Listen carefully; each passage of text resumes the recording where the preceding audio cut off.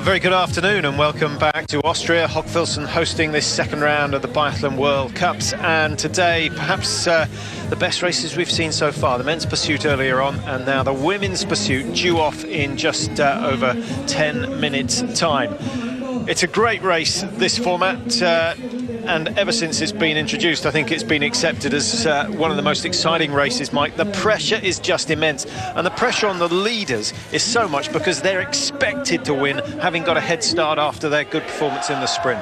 And as we saw earlier, the men's race, so much can happen right the way through to the last stand shoot when the pressure is at its greatest physically and mentally. Well, last year we had 2 World Cup rounds here in Hochfilzen. The first of those on December the 10th. Well, there were no surprises in the leaders, but it was Daria Domracheva who started what turned out to be a brilliant season for her. A great win, taking 2 huge scalps, involved in the sprint with Zaitseva on her right from Russia and Magdalena Neuner, who was the golden girl of biathlon at that stage, well beaten into 3rd position. A great race from Daria Domracheva. She shot 18 out of 20. Zaitseva went from 3rd to 2nd, and Neuner, who started in yellow as you saw, 2 misses on the very last shoot, forcing her out of contention for the win. But Domracheva proving there, Mike, that not only is she a brilliant distance skier, she's a very, very competent tactician and sprinter. Yeah, certainly, and last year it came together more, the confidence. Well, she had 6 wins, 5 second and 6 third positions. Her shooting, her overall game improved so much last season. She's carried that into this year. Well, she races again today, and she will be starting with bib number 1. So there you see the podium finishers from the first of those pursuits. Well, the second was on December the 17th. Zaitseva was again involved. Domracheva wasn't far off the pace either. And this is why Domracheva is the favourite to take the overall World Cup this year. That beautifully fluent style of skiing looks even better this year. But on the second pursuit, it was Olga Zaitseva that came through. Powerful skiing, never gave the other 2 an opportunity. Shooting the perfect 20 out of 20 and giving her a finish time of under 32 minutes. Well, in these conditions, that was a remarkable time, and plenty of opportunity to pick up the biggest Russian flag she can find.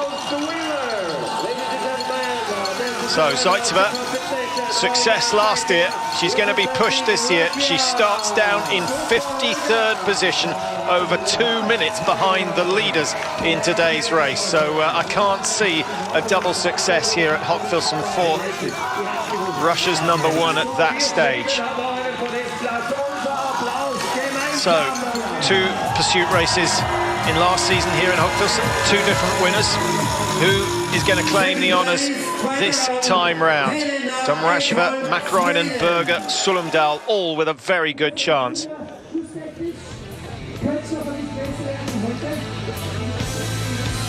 Daria Domracheva, we did an interview with her earlier in the season, Mike, and Klaus Siebert, her coach, saying so much of it is the mental side. Her determination when she's training, her love of the training, the joy that she gets out of it, and it doesn't all come down to the natural talent.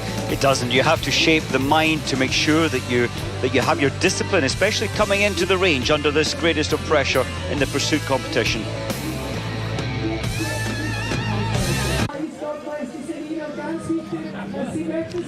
Well, take your seats. The second race of the day about to get underway here in Hochfilzen. The women's pursuit, 10 kilometres the distance, short laps, only 2,000 metres, which will take them under 6 minutes to complete, 5 times around that lap. So we're looking at a winning time around the 30-minute mark. Sometimes they're over 30 minutes, sometimes they beat it. Today's conditions reasonably quick. There has been a little bit of fresh snow since the men's race. Mike, what sort of shooting do you think is going to be required to win this, bearing in mind the wind conditions? It's marginal. The wind isn't going to affect us too much. It's really down to the pressure, and you'd expect Berger, Mäkinen and Domracheva, the top three, to be pushing each other. So I think we're going to see an 18 hits or 2 penalties probably taking this victory. So the short course takes out the big climb on the opposite side of the road, and therefore the longest climb is only 16 metres. We get to see that fairly regularly. That really takes the control out of some of the better skiers' hands. An easier course. It is. I think the significant change compared to the men's course, the men had to climb all the way up the big hill with 600 metres to go to the shooting range. They got some recovery time, believe it or not, into the range. The girls this time don't get any real recovery in their body, so maybe their shooting will be a little worse. Well, cast your eye over the start sheet here, and the times on the right are the times behind Daria Domracheva, who will be the first away, that these women get out of the starting blocks. Kuzmina has left herself with a huge amount to do. Susan Dunkley, can she continue the good form that the American men showed this morning? And we've got both Bachmann and Henneke of Germany a long way off the pace, but number 52 and 53, Vitkova and Zaitseva, 2 women who should have been far further up the result sheet after the sprint yesterday. He needs to get in the gym. Somebody help. It just shows how much snow has fallen. Well, the last 4 days really has landed big time. They had prepared a lot of machine-made snow. Yeah, I don't think the avalanche risk on that roof's too high, but there's been plenty of snow. Val d'Isère, if you were watching with Matt Chilton in Val d'Isère, certainly a lot of snow in that part of the world, and the same has happened here over the last 5 days or so, as always seems to be the case. They strike it lucky with the snow in Hochfilzen, and that's why the World Cup keeps on coming back. The wind, as you can see, blowing from right to left with that wide shot, and that means that the range is fairly well protected by the hill just behind the range, and so easier shooting conditions than we had yesterday. Well, the German fans are here in large numbers once again.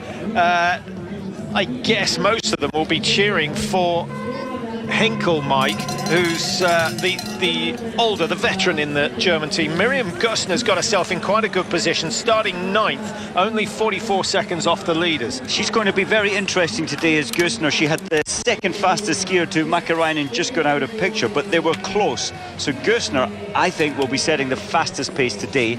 And if she can hold herself on the range, and today she's got less to lose, the pressure's off. There she is, Gössner, starting 9th, 44 seconds behind. I think she's got a good chance of getting her first podium for quite some time today. So the countdown has started. Now in the men's race, 2 of the top 5 finishers, we won't tell you who they are, but started outside the top 10 in the pursuit. I can't see that happening in the women's. It looks as though the top 5, Domracheva, Mäkinen, Berger, Sullemdahl and Palka, have built themselves enough of a lead to really take control of this one. I can't see a winner coming from outside the top 5. I think the only factor there is if they push themselves so hard on the track, and I think they will, then it allows for mistakes on the range and possibly the likes of Doran coming through for France.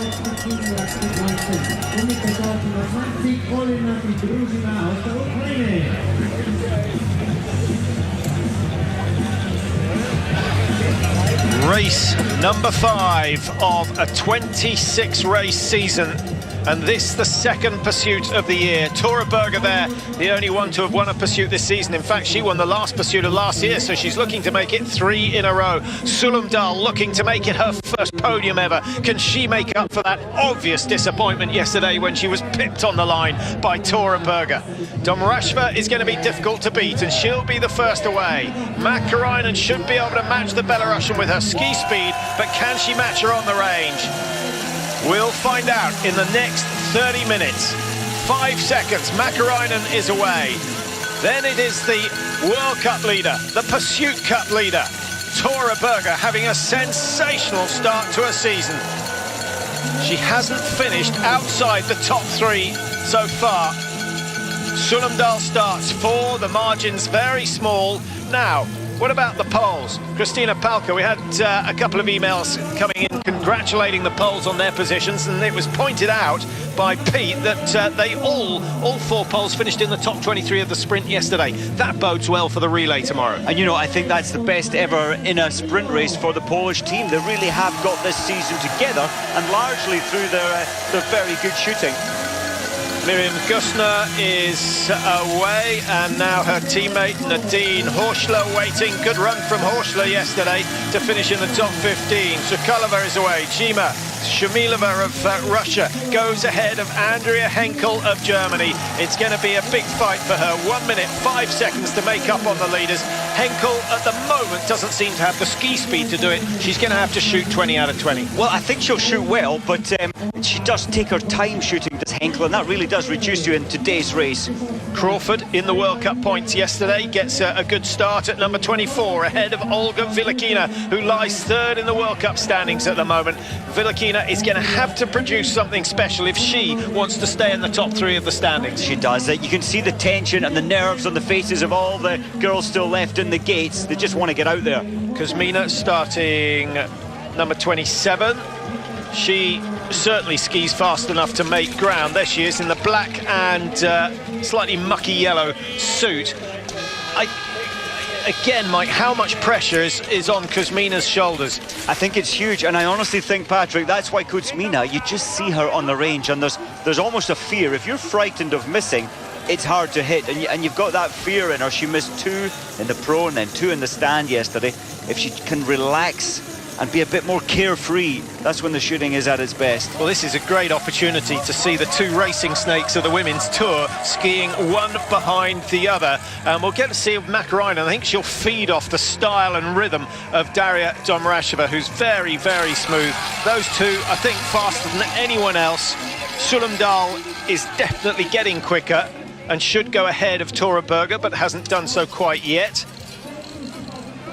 Well, Gusner, we must remember Gusner, absolutely, yeah, challenging Makarinen's time, and Domracheva was a little off her form that we saw in Sweden last week. She was some 28 seconds ski time behind Makarinen. Yeah, I thought she looked fantastic yesterday. I thought her skiing was impeccable.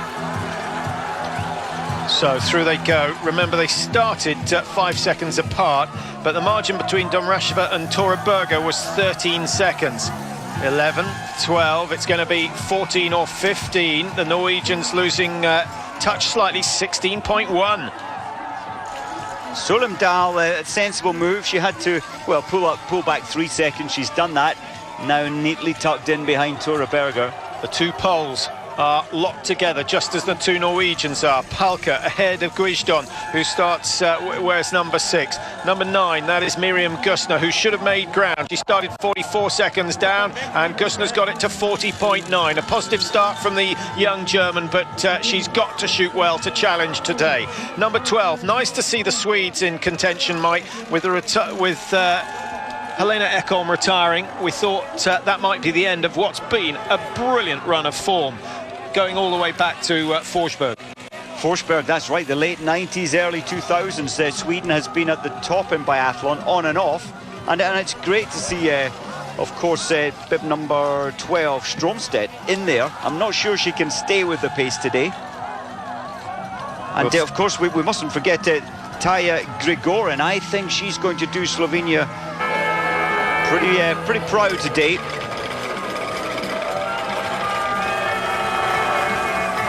Still looking nice and relaxed as they come up towards the range for the first time.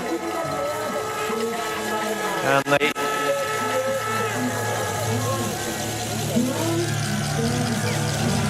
just preparing now for the first of the prone shots. We'll see who takes a good long look down the range. No one too concerned with the wind at the moment. The snow won't be a problem unless it gets much, much heavier.